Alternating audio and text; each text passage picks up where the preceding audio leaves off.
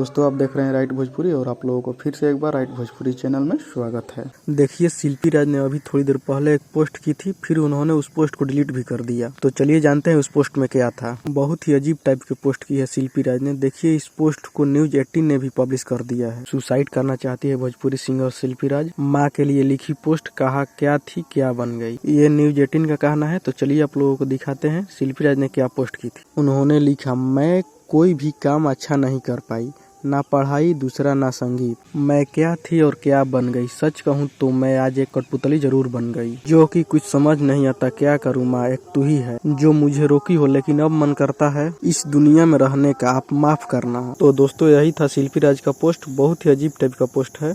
और देखिए यहाँ पर न्यूज 18 का क्या कहना है। न्यूज 18 की ओर से लगातार शिल्पी राज को संपर्क करने की कोशिश की जा रही है, मगर वो कॉल रिसीव नहीं कर रही है। इसके साथ ही उन्होंने पोस्ट को भी डिलीट कर दिया।